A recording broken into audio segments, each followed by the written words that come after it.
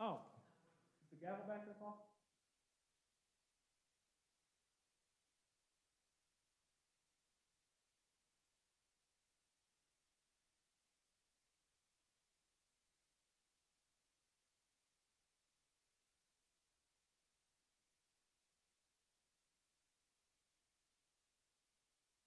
Are you ready?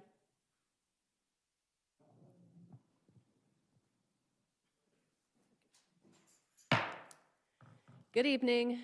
I'd like to call to order the Genoa Township Board of Trustees zoning meeting. It's January 24th, 2022. Today's, and the time is 6:30. Roll call? Roll call. Trustee Goodman, Here. Trustee Vaughn. Here. I'm going to note that Trustee Antoinette is absent. He did inform me this afternoon that he's been counseled to recuse himself from this hearing due to having sat on it during the zoning commission. Very good. Also present, we have Joe Schaefer, Director of Development and Zoning, and Paul Benson, Deputy Zoning Inspector, and we have Joe Luby here from the applicant. This meeting of the Genoa Township Trustees will be recorded. The meeting audio and written minutes will be available on the Genoa Township's website at www.genoatwp.com or by contacting Genoa's fiscal office. Public comment will be limited to 3 minutes per person, and there will be no yielding of time.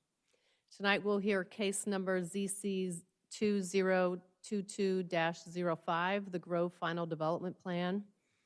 Romanelli and Hughes Building Company requesting approval of a final development plan to construct 30 single-family dwellings on approximately 19.849 acres located at 5481 Worthington Road, Westerville, Ohio, 43082.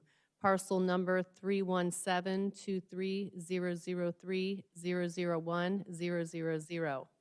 A vacant lot currently zoned Planned Residential Development, PRD, also known as The Grove, ZC case number 2021-05. At this time, we'll ask that anyone who would like to speak, raise your right hand. Do you swear to tell the whole truth and nothing but the truth, so help you God? I do. Thank you. The legal notice for this meeting was printed and published on January 12, 2022 in the Delaware Gazette and posted at the Genoa Township Hall on January 10, 2022. An attempt to send notice to this meeting to adjacent property owners was also made. The following were marked as Exhibits A through J. Exhibit A, legal notice. Exhibit B, affidavit of advertisement. Exhibit C, sign-in sheet. Exhibit D, application and plans originally received September 23rd, 2021. Exhibit E, revised application and plans received December 22nd, 2021. Exhibit F, fire marshal letter dated August 25th, 2020. Exhibit G, trustee acknowledgement of the Zoning Commission's recommendation made on January 4th, 2022. Exhibit H, staff memo dated January 13th, 2022 for January 24th, 2022. Exhibit I, staff technical review dated January 13th, 2022 for January 24th, 2022. Exhibit J, all public comments received between September 23rd, 2021 and January 24th, 2022. At this time, I'll hand it over to Joe Schaefer for the staff report. Thank you, Trustee Vaughn. I'll first mention I apologize for the typo in the ZC case number. We'll make sure we get that corrected in the minutes. In one section, we had it listed as 2022-05, but it is 2021-05, so we will fix that. I'm going to move into the staff report. Obviously, since this is the first time the board has heard the final development plan application, I'm going to go through the memorandum in its entirety unless the board directs me otherwise. So with that, I'm going to jump right in so we can get this all on the record. So this application proposes developing approximately 19.849 acres, which gets whittled back down to 17.266 acres after the right-of-way dedication located at 5481 Worthington Road and is within the planned residential district into 30 single-family dwellings. The plan is relatively consistent with the rezoning preliminary development plans approved by the Genoa Township Board of Trustees about a year ago on December 28th, 2020, and that was ZC case number 2020-04. Regarding existing conditions of the tract, it is situated at the southeast corner of Big Walnut Road and Worthington Road, immediately north of the homestead at Highland Lakes, west of Villas at Walnut Grove, and east of the Nook at Highland Lakes. The tract currently contains a significant amount of vacant farm field, mature wooded areas around the eastern, southern, and western borders, with the most dense areas being along Worthington Road and the area adjacent to the homestead at Highland Lakes. A stream to the northeast of the site of the former home on the property, which has since been subdivided off and separately rezoned. A pond and small stream segment in the southeast corner, and then 5 total wetlands, one northeast of the site of the former home along the nearby stream, a relatively large one along the southern border, the existing pond on the site, another wetland just northeast of the existing pond along the eastern border, and finally one along the eastern border further north of the others. The proposal would remove the wetland in and around the pond, as well as the wetland northeast of said pond, to convert said areas into a stormwater management facility. The other wetlands would remain, although it does appear the relatively large wetland along the southern border may be split into 2 per Exhibit B3 of the submission. The portion of the tract that used to contain the house, as I noted, was separately rezoned as suburban residential zoning district and has been already split off, as was the requirement during the rezoning process. So it's not considered as part of this development. The acreage, none of that is being considered as part of this. The applicant is the owner of said property, which is Roman Eileen Hughes. The proposed development would be constructed in one phase.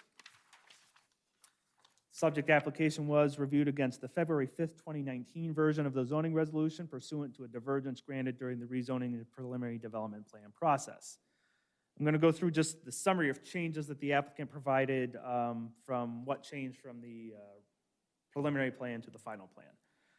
Number 1, a field survey of the property has revealed the size of the tract is slightly different than what the GIS boundaries indicated during the rezoning preliminary development plan phase. So as noted already, it's 19.849 acres instead of the previously cited 19.825 acres. Second change is the right-of-way dedication acquisition has been refined to be survey accurate, so it is now 2.583 acres instead of 2.569 acres, resulting in a slightly different post-dedication tract size, which is the 17.266 acres I already noted instead of the previously cited 17.248. The revision in acreage figures relative to the tract and wetlands have also resulted in a change to the net developable acreage total, now 13.706 acres instead of 13.731. Since the changes in acreage are extremely small, the net density of the development as identified in the preliminary development plans, which was 2.2 units per net developable acre, remains the same in this submission. As a result of the aforementioned revisions, the total amount of dedicated open space in the property has increased from 11.039 acres from 10.580 acres. Similarly, the amount of open space provided per requirements has increased up to 9.507 acres from what was previously 8.650 acres. Change number 5, wetlands and streams on the property have now been officially delineated and verified by the U.S. Army Corps as opposed to the preliminary delineation completed for the rezoning process. This is further spelled out in the jurisdictional determination letter dated March 4th, 2021 in the submission, as well as the isolated wetland and ephemeral stream general permit level 1 dated March 16th, 2021 from Ohio EPA, also within the submission. The acreage of wetlands to remain has slightly increased. It's now 0.970 acres, which is up from the previously cited 0.930 acres. The final boundaries and courses are illustrated on the plans of said wetlands and streams. The size and geometry of the proposed stormwater basin pond has been revised as a result of final engineering. It is now a little over half an acre in size instead of a whole acre. A couple of points on that. One, it is important to note that the applicant testified during the rezoning stage that the size of the stormwater basin was greatly overestimated on purpose to provide themselves enough breathing room during final engineering. This tactic also helped to ensure that the plan would without a doubt meet or exceed the township's open space dedication requirements in terms of size after final engineering was complete. And we can see that with the number of changes I just went through. Number 2, the stormwater pond sizing was ultimately dictated by the requirements of the Delaware County Engineers Office and is subject to their final approval. Change number 7, the tree inventory plan has been updated to reflect final engineering. The changes result in a net loss of 2 additional trees on the property, 86 trees being removed as opposed to 84. And number 8, the final change of note was a landscape mound along the eastern border was previously proposed during the rezoning process, but appears to have been removed, possibly related to the wetland in this area being retained. Next in the memo, we get into sort of all the gross acreage density calculations, which I've hit on a lot of that, so I'm only just going to sort of bounce through the highlights on this so I don't bore everyone with all the nitty-gritty statistics that have been documented. The open space, they're meeting the minimum requirement of 40%. The minimum common open space, they're meeting the minimum require of 50%. They're actually proposing 55%. The setbacks from the roads, Big Walnut and Worthington, those were diverged down to 150 feet from Big Walnut Road and 145 feet from Worthington Road during the preliminary development plan process, and that divergence carries through into this application. The open space perimeter setbacks are all compliant, 50-plus feet from adjacent PRDs, 100-plus feet from non-PRD properties. Their setbacks from primary conservation areas and stormwater infrastructure, 20-plus feet, is compliant. They only are required to have one vehicle access point since they are below the threshold to provide a second in the zoning code, so they are compliant there. Front yard setbacks for the homes are 25 feet for garage portion, 30 feet for the non-garage portion of the home, both being measured from the back of curb. This is a private street, so they don't really have a lot line to measure from, i.e. the garage is permitted to encroach 5 feet into the 30-foot setback. Minimum side yard setbacks will be 7.5 feet to the lot line and 15 feet between dwellings. Minimum rear yard setback is 20 feet. The limited common element area, which is basically the buildable area of the structure itself, the typical is approximately 0.165 acres, which computes out to about 7,200 square feet, or otherwise 60 feet wide by 120 feet long. And they are compliant with all the township's maximum building height and minimum square footage requirements for these structures.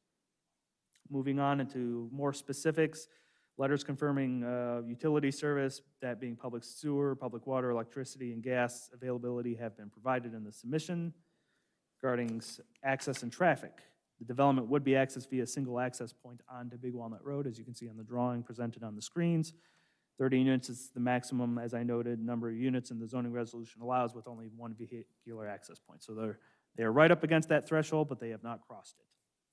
The traffic memo dated August 20th, 2020 was submitted to the county engineer for review. It was approved on September 21st, 2020, and is noted as Exhibit J1 in the submission.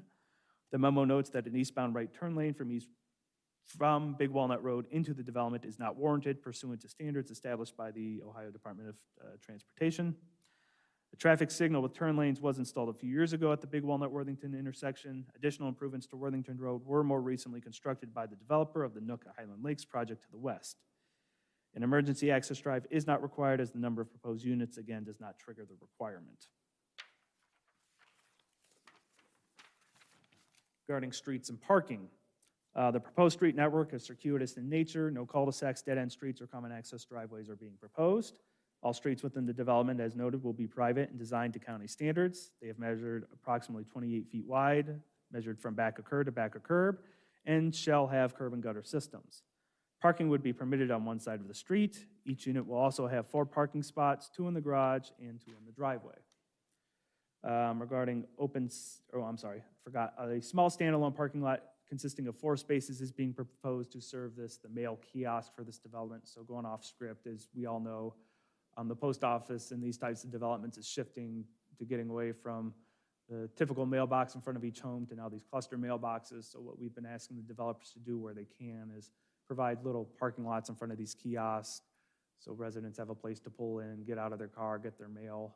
Obviously, in a smaller scale development like this, it's not as arduous, but on a night like tonight where it's got all that snow and the wind is a biting cold, I'm sure being able to get as close to that mailbox in a heated car is nice as opposed to having to walk down to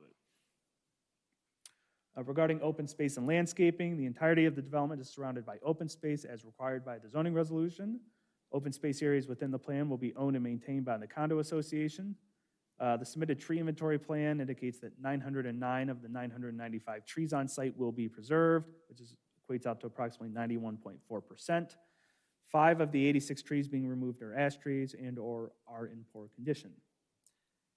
The application indicates that the perimeter screening screening requirements, pardon me, will be adhered to via additional plantings or retention of existing mature woody vegetation on the site. Again, going into detail on that, the exact counts of the existing proposed number of trees have been provided, identifying that the proposal exceeds code requirements. And they have provided the tree survey, which is exhibits D1 through D3, which speaks to the size and health of the trees, which will remain and counted towards the planting requirements. Approximately 63, give or take, of the 909 trees being preserved, rated as being poor or dead, all others identified as being in good or fair condition. Species, types, heights, and caliper information for proposed plantings have been provided and are compliant. 6-foot wide landscape strips will be provided between the street and the sidewalk as required. However, the street trees are only being proposed along the plan's entrance drive and will not be planted in said strip in front of the homes. Pavilion and fire pit ring have been proposed in the southwestern vicinity of the plan between units 13 and 14, serve as a nice little community gathering area for the neighborhood. Design details pertaining to the proposed 3-rail fence near the plan's entrance on Big Walnut Road have also been provided and demonstrate compliance. Moving into stormwater, going a little more in depth on it now. The stormwater pond in the southeast corner will tie into and drain via an existing storm line at the northern border of the Homestead at Island Lakes neighborhood to the south. This line ultimately leads to an existing stormwater basin located within the Villas at Walnut Grove development. On numerous occasions, staff had previously been made aware by various residents of the Villas at Walnut Grove that they have significant concerns about drainage and stormwater due to existing problems with erosion and flooding within their neighborhood. We also heard similar concerns from the Homestead people about drainage. All drainage and stormwater management plans will have to be approved by the county engineer's office. Number 2, staff contacted the county engineer's office about the concerns listed above during the rezoning process. They noted the following. A, so long as the design standards and requirements are met, the flow to the east to the Villas at Walnut Grove should be reduced, thereby improving existing conditions. B, they being the engineer's office, will work to make sure adjacent properties are not negatively impacted by the development. And C, the scope of the required improvements will not include any stabilization or erosion control on adjacent properties. All that said, the applicant's representative spoke at length to the stormwater and drainage design plans during the November 8th, 2021 Zoning Commission meeting, and engineering plans, which are subject to final county approval, were also incorporated into the submission for reference. So I'm sure Mr. Luby here tonight, he did a great job of explaining that to the commission. I'm sure he can do that again for you if you wish. Pedestrian connectivity, 4-foot concrete sidewalks are proposed in front of each unit, but are not proposed along sections of the internal street loop, which are adjacent to just vacant open space. So there's sections of that street where there's no units, didn't make a lot of sense to put sidewalks there. That was something that was covered under a divergence during the preliminary development plan stage. The applicant is not proposing any pedestrian routes along Worthington Road or Big Walnut Road, instead opting to provide the 15-foot wide easements to allow for future connection as is permitted by the zoning resolution. The applicant has included a condition in the development text that said easements will be recorded prior to issuance of zoning permit for any building within the plan. A draft of the final plat containing the easement has already been provided to my office for review and is pending the outcome of this application. Signage and entrance feature, 2 signs are proposed for the development in the form of plaques mounted to masonry columns flanking each side of the Big Walnut Road entrance. Each sign would be set back 10 or more feet from the right-of-way, would be no more than 23 square feet in size, and would measure approximately 6 foot 10 inches in height. Signage bonuses permitted by the resolution are being utilized, which is a 5% increase due to the fact that the tract is located along a road with a posted speed limit above 35 miles per hour, and a 10% increase because the width of Big Walnut Road right-of-way exceeds 100 feet. Proof that the site qualifies for these bonuses was provided in the submission. Lighting would be limited to the proposed entrance feature and coach lights in front of each unit per the prior preliminary development plan approval, as well as to some lighting for the proposed mail kiosk area. Design details have also been provided in the plan for that. Architectural design criteria are spelled out in the proposed development text and illustrated in Exhibit L1 of the submitted materials. And a note stating that enforcement of architectural design criteria and standards will be the responsibility of the Developments Association is included within the text as well. Moving on to the divergence section of the memo, there are no new divergences being requested with this application. So with that, I'm just going to rehash real quick the previously approved divergences, which I've already alluded to just for the sake of the record. So the following divergences were granted during rezoning/preliminary development plan process of ZC 2020-04 and remain applicable and incorporated into this application. They're not being necessarily re-reviewed with this application, but they are being incorporated since they've already been granted. Number one was a divergence to section 90301, which permitted the applicant to rezone a tract less than 25 acres in size to PRD. Number two, a divergence to section 90303A4, which allowed the applicant to reduce the required perimeter setbacks from Worthington Road and Bing Walnut Road right-of-ways. Number three, a divergence to section 90310A1, which allowed the applicant to not provide sidewalk along sections of the private street which do not provide any units or common amenities. Number four, divergence to section 1608.04, which permits window wells to extend up to 4 feet into the required side yard, as so long as there's no opposing window well on the adjacent property within 3 feet of such window. And number five was a divergence to allow this application, the final development plan application, to be held to the iteration of the zoning resolution which existed at the time that the rezoning application was filed September 3rd, 2020. Said resolution is labeled effective February 5th of 2019 instead of the current zoning resolution, which became effective on October 31st of 2020, or any future iteration which may be adopted. And then I won't go into the specifics, but the applicant did agree to follow some procedural matters related to the current zoning resolution, since I explained to them, and also ultimately would probably be in their benefit and also provide a much clearer path in terms of administering this development plan application through the review process. So that's essentially what we're going through right now. So there's really no reason to get in depth on that. There also is verbiage that any final development plan amendment to application which may need to be applied for in the future must comply with the zoning resolution in effect at the time that such an amendment application would be submitted. Now, noting that only the proposed revisions at that time would be subject to the new zoning resolution. No current facets of the plan that are already approved and not being altered would be subject to re-review or new scrutiny. And they certainly could not be rescinded. Moving on to staff commentary, the tract is located within planning area 1 of the comprehensive plan. The comp plan recommends that properties being serviced by sanitary sewer and not already zoned commercial in this area be utilized for residential development, be in accordance with the PRD, that's what this is doing, so it's consistent and compliant with the comp plan recommendations. The Genoa Township Fire Marshal reviewed the submission and had no commentary. Staff's technical review is attached to this memorandum, which I'll go through briefly here in a moment.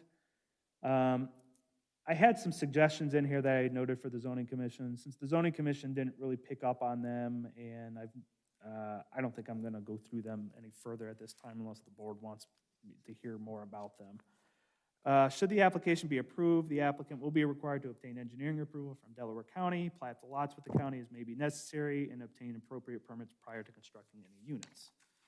That concludes the memorandum. As far as the tech review goes, there's really not a lot to talk about because the applicant's been through all of these comments already, and as you can see, as evidenced by all the strike-throughs, that they've addressed pretty much all of them. I actually really have no outstanding items that need any further attention. You do see comment number 20 is still open and under the development review section. That's just an informational comment. It's not an outstanding item that needs any kind of addressing, at least from a compliance standpoint, it doesn't need to be addressed. Certainly, if the board wants to discuss it, though, we can just discuss it. Other than that, really the rest of the open comments are just informational in nature or just repeating all of the stuff that I've already talked about in the memorandum. So with that, Madam Chairwoman, I will turn it back over to you. Perfect. Thank you, Joe. At this time, we'll allow the applicant to respond and give a presentation. Joe. Thank you. My name is Joe Libby with EMH&T, and I have nothing to add to Joe's presentation and his review to date. Okay. Thank you. Given that, next on the agenda is public comment. Is there anybody from the public who would like to speak? Oh, okay. All right. Board discussion. Want to go first? Sure. Give you a break from talking. I don't have a whole lot. I think that this one has been fleshed out very nicely, but of course I always have a few questions. You know me better than that. So one of the questions I had is in the text on page 8, and you don't all have to go look and I'll explain. It talks about the front yards being seeded or sodded. Do you have a preference on that, and why would we go either way? I think a lot of that would depend on the time of year. Okay. I know a typical, I can't say for sure, but this is all gonna be irrigated. And, it's the maintenance-free living, so you'll have one landscape company taking care of everything. Everything gets mowed at the same time. Everything's maintained to the same level of standard. And when you have irrigation, sod is a lot more attractive, you know, so you don't have to worry Absolutely. about watering it, so. You're right, I can't answer whether they're gonna seed or sod it. It'll depend on the time of year and what makes the most sense. Yeah. And it may be that they sod the limited common element areas and then they seed the overlot areas. You probably will get a combination. Yeah. My concern was more that there's some consistency. I think it's extremely hard for a landscaping company to come through and care for seeded here, sodded there, you know, in individual, what would be individual lots if we looked at it per house. So that was one concern I had, is just consistency's sake. I know this isn't part of this hearing, but where the second lot was that came off of there, I'm assuming that the house came down, it wasn't salvageable. Something will eventually go there? Oh, yeah. Okay. Go Go ahead. ahead. No, believe me, Vince tried and tried and tried to keep that house and to make a go of it. And every time he got into something, something else would pop up. I think he put a new roof on it, or he did something with the furnace he was redoing, and then he would discover a crack in the foundation, and then he would discover some other issue, and he finally felt that it was just necessary to tear the whole thing down. And I know you've seen around the township where he'll put a home on a single lot throughout the, it's going to be something like that. It's actually going to be a very nice property when it's all said and done, from what I've seen so far. Yeah. I was most concerned that it will remain a residence. Yes. So it will be a residence with these homes, not something else. Yes, it will Okay. be. The motion sensor at the mail kiosk, I love that, so that that light isn't on all night. I think that's an appropriate Yep. use of a light, and so I was very, very pleased to see that. If we look at, let's see, I have on G3, there's some boxes that are along Big Walnut Road. I don't know what they are, and I am in Exhibit G3. So when I'm looking at this large green section at the top with all the trees and the entrance, there's two, one's a square, one's a rectangle. Yeah, that's going to be the meter pits. That's Okay, for the water service. okay. I thought it was something like that, but, Yeah, and my understanding is they're going to be mostly below grade, so you might see a manhole lid or a little bit of something. You'll hardly know they're there when they're installed, yeah. so they will likely not be those big electrical box No, kinds of things. that's not what that is. Okay. Okay. Thank you for updating the service letters before I had to ask you to do that. All too often, we see that that's not done ahead of time. And then the other question I had is, this is Exhibit F1 that I pulled up, but it doesn't really matter which one. When I look at homes 5 and 6 and the wetland that would be behind them, one of the things that Mr. Schaefer had not read through but had mentioned in his memorandum was putting something there as an amenity. I'm more concerned, not about an amenity, but I'm concerned that that pond will turn algae-ridden and scummy in the summer. And it would not be a really nice a focal point for those residents to be looking out at a pond that is kind of ugly. So I'm curious what the plan is for that. Well, it's going to get maintained, and typically with ponds this size, it seems like the smaller the pond, the more scummy they have potential to get. Plus, we don't do ponds anymore where you have a continuous flow of water into them, Okay. the inline ponds that we used to be able to do. So what they have done in the past is they'll hire a company to maintain those, and they will do different treatments to them to keep them from getting scummy.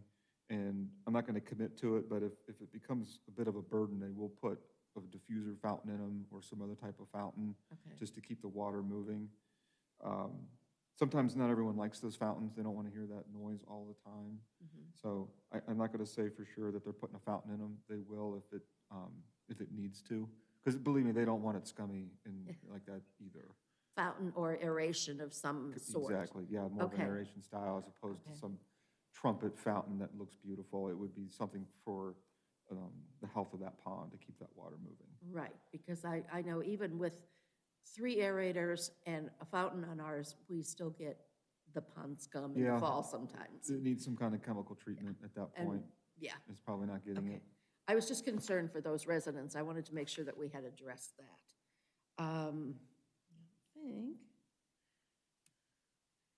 And kudos to you for overestimating the size of the stormwater basin, so we Well, I don't got in the have to- habit of doing that because we've been burned on that too many times. And frankly, it's more of that they changed the regs on me between preliminary and final. That's happened to me a couple times too. So even if we do get it right in preliminary, it changes, and that's a big problem. And Yeah. if I can do it, I'll overestimate it a little bit, so, Yeah, to help us That later, yeah. worked out well. Yeah, yeah, it's a So- good thing to do. I think that's all I have unless something pops up. Yeah, and then feel free to jump in. Thank you. I have a few questions, kind of piggybacking on what Trustee Goodman said.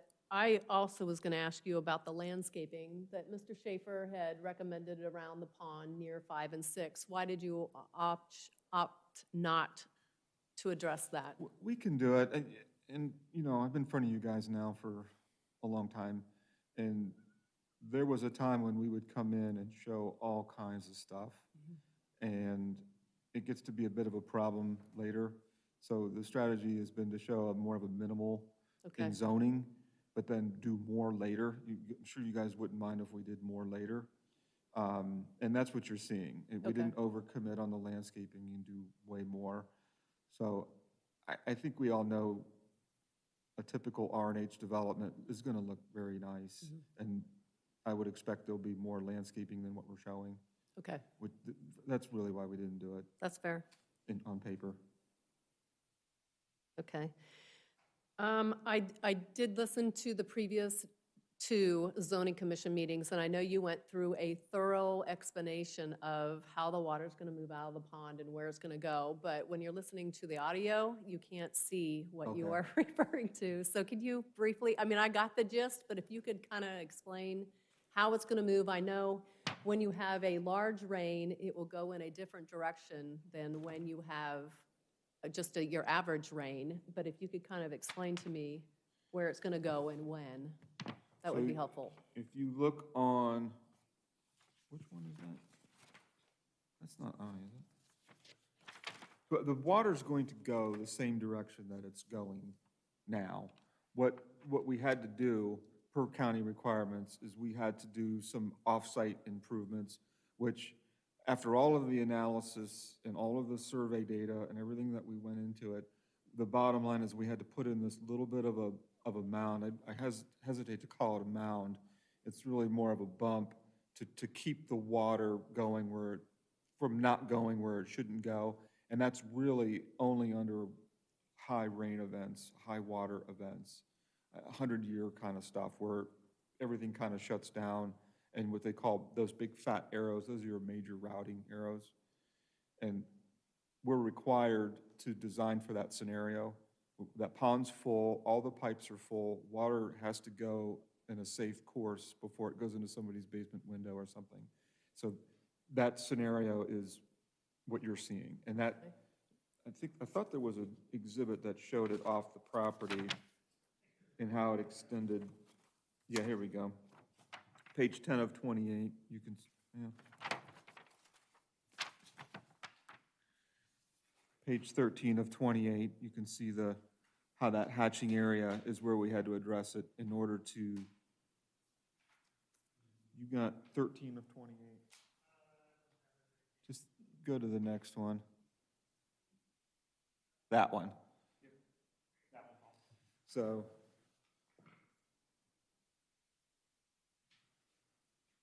The pond fills up, water's got nowhere to go,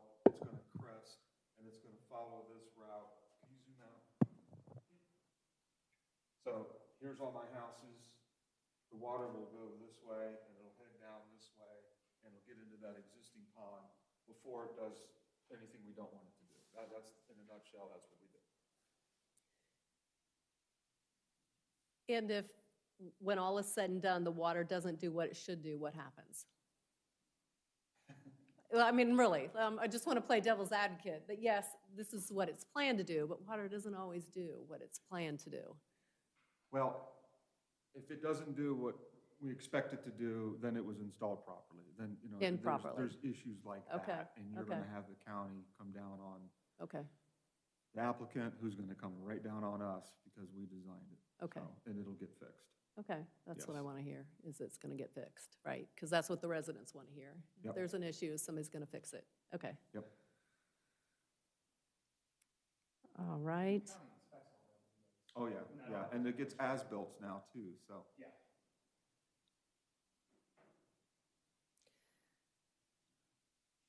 And then I had a question too. I know sewer supposedly has to go across the wetlands south, correct? How is that going to happen? Because I know there was concern with the first development approval of how that was going to happen. Mhm. Has that plan been created and have you Yeah, figured the- that out? Actually, the sanitary sewer plans are approved. Okay, And the pipe does go across the wetland. And my understanding is that's all been permitted. okay, And it has to be under a certain threshold in order to meet the nationwide permit and all that. And things like that, where you put a pipe across and then you return it back to like the way it was, they're allowed to do that per the permit. okay. All right. It's an allowable disturbance or something like that. Mhm. Yeah, actually, I just noticed on the county GIS page now, once the sewer plans are getting approved, they're actually putting those as part of the sewer layer, drawing those. They're a white line instead of a green line, but like I zoomed in on this property, you can already see their approved sewer plans are already, Okay, that layer's already drawn on there. So you'll see where all the manholes and all the lines are Got gonna be. approved too. so Yeah, they were quick on it now. passed. Pretty good. Okay. Joe had mentioned the item number 20, I forget where it is, on his tech review about maybe putting something in your documents to say there are no outbuildings are allowed. Do you plan to address that, or do you not see that as a concern? You know, I read the code and how it addresses the ancillary buildings that's already in the code, which we will comply with, and that seemed fine to me. I didn't feel like we needed Okay. anything extra in there to do that. There won't be ancillary buildings. There's no room for them. So I feel like we were okay without having any Okay. extra protections in our text. All right.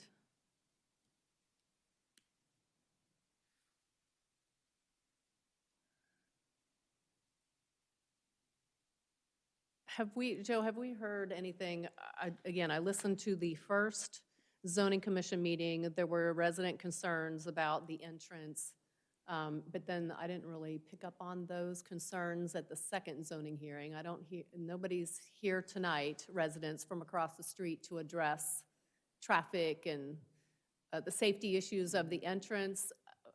Where are we with that? My understanding is that I think the applicant sort of hashed that out with them, You did? with the residents. Well, there's two. Are you asking about the traffic movements, or are you talking about the headlight glare? Both, because Okay. there were both concerns. So the person that attended the meeting, Jim Olin was here at Yep. the time, and he met with those people after the meeting, and then he also met with them on site. And it turns out that they weren't reading the drawings correctly, and they thought that they were right across the street from the entry, and actually they weren't. Okay, So, long story short, there was really nothing to do to mitigate their concern, because they weren't going to be impacted. But Okay. they thought they were. okay, good. That's good to hear. So that issue has been resolved? Yes. Yeah, okay, all right, very good.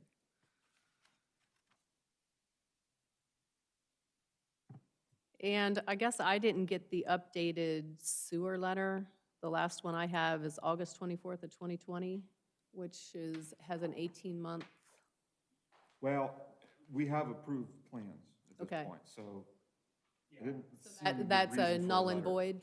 Yeah, I mean, me seeing them on the auditor site confirms that, yeah, they're gonna definitely be They'll okay be to build the okay. sewer. All right. And we know it's in the area anyway. I think a lot of those letter requirements are sort of vestigial from the time where you had an area where you weren't sure if you were gonna be able to get utilities up there, but, Yeah. you know, in this section of the township, that's not an issue Okay. anymore. All right. Also, I remember last year when we were talking, the first approval of the rezoning, I had discussed with you and Mr. Romanelli about possibly not only giving the township the right-of-way for a walking path on the perimeter, but actually installing it. And now I see that that's not a plan. What was the change? No, we did provide the easement on both frontages. But we had not committed to actually install the path. It would be a path to nowhere. There was some question on why it would be on this side of the street, not on that side of the street, because of what's going on coming up the road.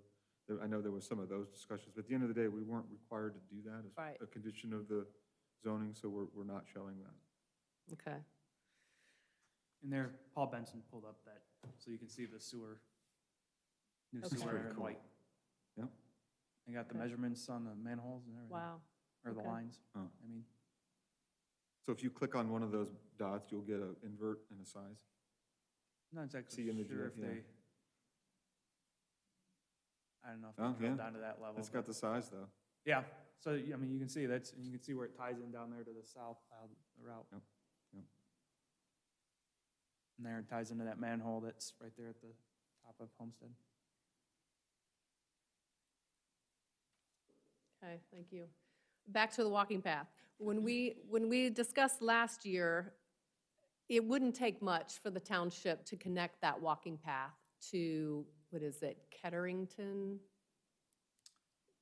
To Oaks of Highland Lakes, right in Oh, front of Villas of okay. Walnut Grove. In the walking path, there's already a crosswalk south of Big Walnut Road connecting Oaks of Highland Lakes and Villas of Walnut Grove to the walking path that goes to Route 3. So to me, it's not a path to nowhere because it wouldn't take much. You got just that little stretch in front of Villas of Walnut Grove for the walking path.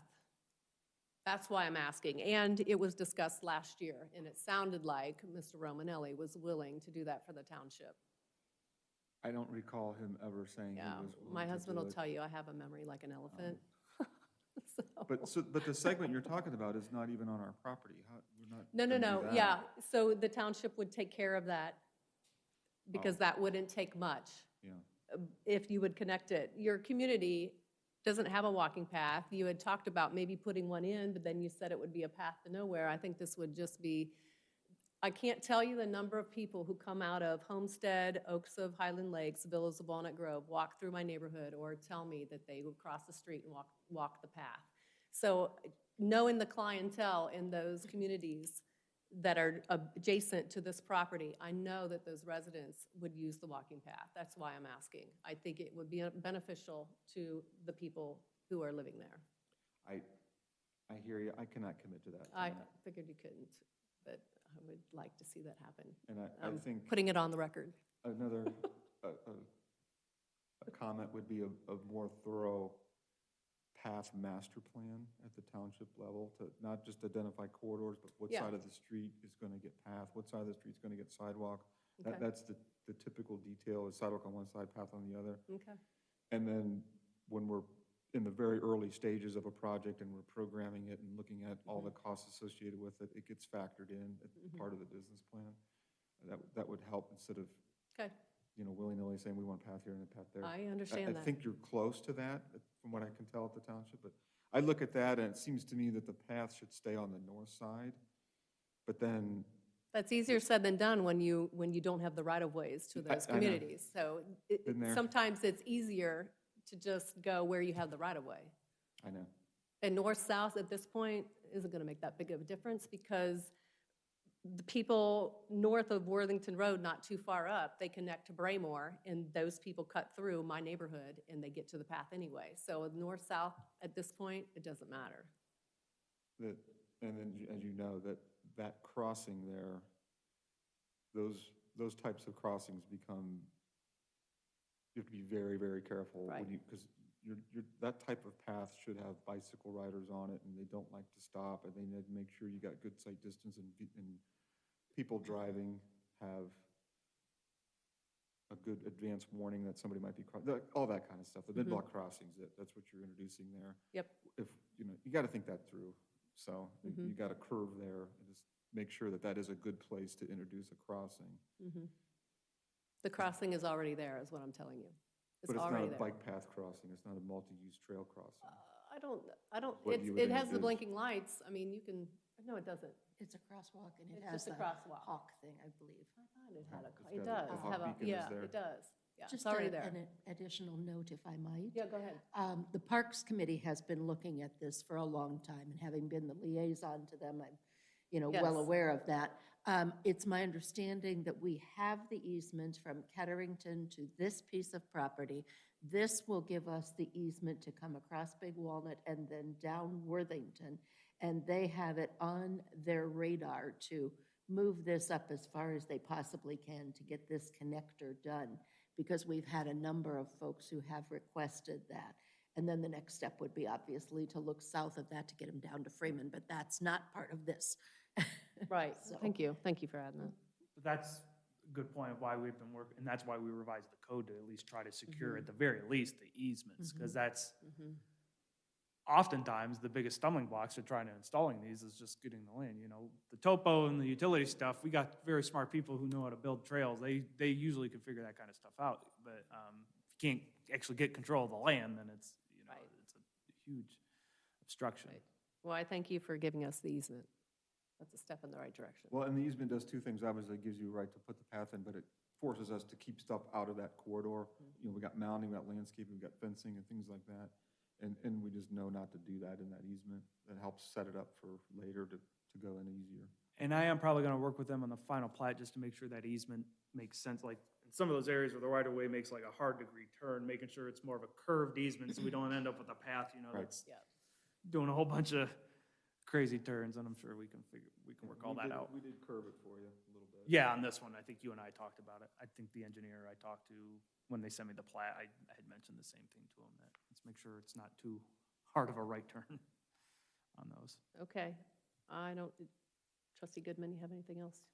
One more thing, and this is a Mr. Schaefer question. A number of times with these developments, we've had issues with, once the actual structure, the footprint is down, we have issues with people then adding a patio, a garden, a gazebo, whatever they want to add onto their home. And I know there was language in here to try to limit that. Are you comfortable from the zoning perspective with that language and what you can enforce going forward? Yeah, I think so. I think they're pretty much using the verbiage straight out of the resolution as far as the decks and porch encroachments. I don't think, a lot of times where we run into that is when the developments are writing brand-new language for that section. And we've also amended the zoning resolution, I think, a lot in anticipating like these limited common element areas to try to even provide greater clarity. And a lot of that comes from when Joe and I worked together on Sorrento several years back when you were on the zoning commission, Trustee Goodman. I That's the remember we went question. through those discussions ad nauseum about how to deal with all those issues. I think what we have now in place is Right. a result of having figured those issues out previously. So we should be better. Yes, we learn it should be better. I can't make a promises that'll be 100% perfect, but especially in these units, as Joe sort of alluded to already, they're gonna be pretty tight, so there's not gonna be a lot of room. But yes, people wanting to put in huge porches, patios, decks, we see that a lot, especially in this product type. So it's really important that we nail down what those rules are. And then that the residents, hopefully those rules are getting communicated to the residents when they're buying these lots, so they know. We've had instances in the past with developments where people will like max out their condo area, and then they want to put on a patio, and it's like, well, you could have done that, but you maxed out your buildable area, you don't have any room left. And then Right. They don't, but unfortunately didn't realize that, so, And in this case, it's better to ask permission, not forgiveness. yeah, So, yeah. okay. That was it. Thank you. Okay, yeah, sure. All right, so next we go to a motion. Yeah, so Where are in we the new going? script, we sort of gave you a section, I think we've noticed a lot of times, like, there's this feeling like you have to read the motion like right off the top of your head and it's got to be perfect. Which is not the case. You can totally sit here and discuss the contents of what you want to have in the motion before you actually read it. So we've now just put that in there in case you want to, I mean, we have given you the template motion. Right. But if you want to actually, before you make it, read through it and discuss any components of it. So that way, when you get to like the fill in the blank spots, you're not like Okay, trying to make it up right off the top of your that's head. fine. So, Is there anything that you recommend that we add if we do a motion of approval? I would probably just make sure, and I think we scripted it already as a motion for approval with modifications, since there were some corrections to the plan since the zoning commission saw it. When you say with modifications, you're acknowledging the fact that this plan differs in some way to what the zoning commission approved, although this plan is substantially similar to what the zoning commission approved. And we're talking about 99% similar. And the Okay. corrections were made were making sure that like the evergreen trees were 5.5 feet planting height. I mean, these are really small changes. In regards to anything else, since there was no agreed upon changes or revisions with the applicant during the hearing that the applicant agreed to, you don't really need to codify any of those as conditions. So sometimes what we'll have is the plan will get presented, and then over the course of the discussion, the applicant agrees to make a change. Right. And in lieu of them having to wait another month submitting revised plans, we'll just note it as a condition of approval that they shall make that change prior to platting or pulling a zoning permit. But we don't have any of those this evening, at least not that I heard, so. Unless you wanted to commit to a walking path. Short of that, Hey, I have to try. so really, other than that, in terms of prepping the motion, like I said, you don't have any commitments you have to go through. You could maybe discuss what you think the findings of fact should be before you make the motion, so that way you're not having to come up with them there. Where are the findings of fact? That is, if you look at the prompts on Oh, page I 5 of see it. 8, after all the divergence stuff. On page 3, Page 5. page 5. Page 5. Oh. So after you would read the motion, so I'm talking about assuming you're doing the motion of approval. That's a big assumption, I know. But you would read the motion, you won't have to do any of the commitment stuff, because like I said, it doesn't sound like there are any. You would further move to incorporate the divergences done during preliminary as part of this final application. And then the final section is, this motion is not subject to referendum and based on the following findings of fact. And that's where you would list whatever your findings of fact are. Which are basically your reasons of And why you're voting the way you're, Right, or why so- the motion is the way it is. I'm just looking for where's a list of the findings of fact? Well, I can't come up with those for you. That's one of those things. That's what we come up ourselves? Yes, that is one of the things the board has. Okay, I mean, I can tell you normally what a lot of times findings of fact generally are, but I can't tell you specifically what they are. So right, the finding of fact would be what the zoning classification is, that the use is allowed in the zoning class. I'm not telling you to write these down. I'm just No, saying I know. generally, this is often what they are. That the use is permitted in that zoning district, that this plan is consistent with the preliminary plan, it's consistent with the comprehensive plan. It almost seems rudimentary, a lot of that stuff, but those really are the facts, so. So that way, when someone will read the motion, they don't have to look at the whole submission, they would at least get the, sort The of Reader's gist. Digest version of, yeah. this is why this plan was approved, essentially. All right.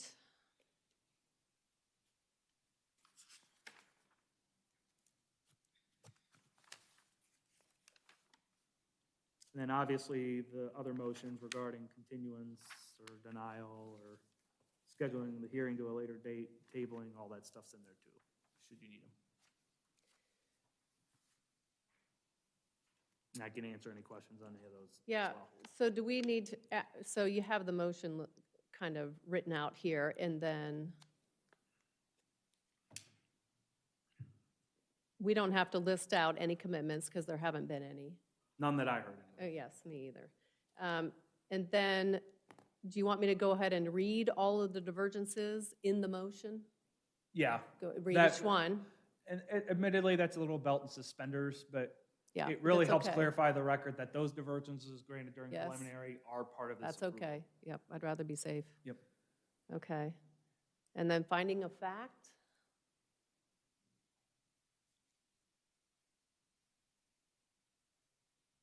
Well, density is 2.2, and that concurs with the zoning resolution. Mhm. Is there anything, is that too rudimentary? No, that would, Nope, that I was would, good. You know, it's consistent, in my mind, it's consistent with the comprehensive plan. Yes, It is also consistent with the zoning resolution, except for the 5 granted divergences. mhm. And they've been granted, so. and findings of fact is something I know some of the other boards are wrestling with too, so I may eventually do some research and maybe even ask the prosecutor's office to come down and maybe, or at least provide us some guidance on, Okay, you know, or maybe provide us some, at least some documentation. Help frame that a little better.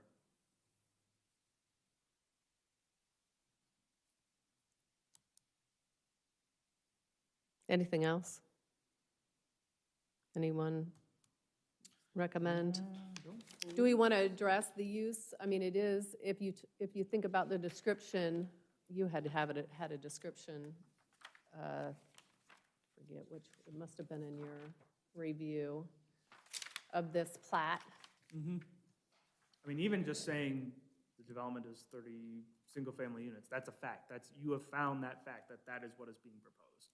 Again, I know it sounds really rudimentary, but that is essentially what you're doing. Now, you don't have to list, you know, the 7 pages of memo information Right. that I did, because that's incorporated as part of the record, too. Right. Okay. All right, so review, I have that it's consistent with the comprehensive plan, it's consistent with the zoning resolution, has a density of 2.2, except for the 5 divergences, and then the development is 30 single units. Anything? Yeah, you should- I think when you were reading it, did you get the stuff about the divergences mixed in with one of the other, or maybe I just misheard?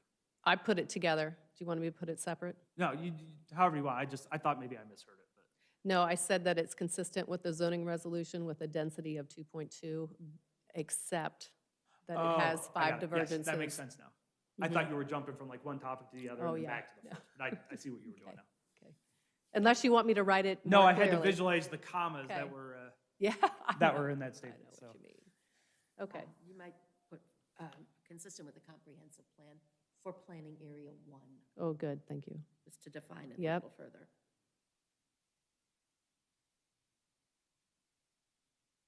Yeah, very good. All right, anything else before I start? All right, I'll move to concur with the zoning commission's recommendation of approval for thus approve with modifications the subject final development plan application submitted by Romanelli and Hughes Building Company to construct 30 single-family dwellings on property located at 5481 Worthington Road, parcel number 317-230-300-100, Westerville, Ohio, 43082. Currently zoned Planned Residential District, PRD, as further described, detailed, and illustrated in the plans and materials of ZC case number 2021-05, also known as The Grove, and furthermore incorporating exhibits A through J, as well as any commitments made by the applicant during this hearing, and there haven't been any commitments. I further move to incorporate the following divergences previously approved December 28th of 2020, ZC 2020-04, from the following sections of the Genoa Township zoning resolution into this approval. Divergence from section 903.01 to reduce the minimum lot size for a planned residential development from 25 acres to approximately 19.825 acres, approximately 17.248 after right-of-way dedication, noting that the revised final development acreage is now documented as being approximately 19.849 acres, approximately 17.266 after right-of-way dedication. Number 2, divergence from section 903.03A, sorry, let me read that again. 903.03.A.4 to reduce the required 170 feet of open space from the right-of-way of an arterial street to 145 feet from the future right-of-way line of Worthington Road and 150 feet from the future right-of-way line of Big Walnut Road. Number 3, divergence from section 903.10.A.1 to allow a sidewalk on only one side of certain portions of the proposed street as illustrated on the plans. Number 4, divergence from section 1608.04 to allow window wells to be encroached 4 feet into side yard setback as long as opposing window wells will be no closer than 3 feet apart.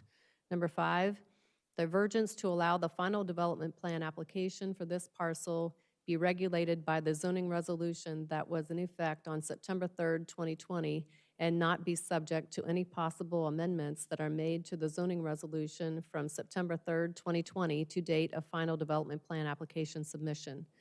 This motion to approve the subject final development plan, which is not subject to referendum, is based on the following findings of fact and conclusion. Number 1, it is consistent with the comprehensive plan for Planning Area 1. Number 2, it is consistent with the zoning resolution with a density of 2.2, except it has 5 divergences. Number 3, the development is 30 single units. Do I have a second? Second. Discussion. Roll call? Roll call, trustee Goodman, Yes. trustee Vaughn. Yes. Very good. Motion carries. Oh, so I'm sorry. Motion carries. Thank you. All right. Anything else before the board? You need to close the hearing. I will, yes, yeah. I just wanted to make sure before I, so I will close this hearing at 7:31 PM. And so I'll move to adjourn this meeting at 7:31. Second? Thank you. Roll call? Trustee Goodman, Yes. trustee Vaughn. Yes. So the meeting is adjourned at 7:32.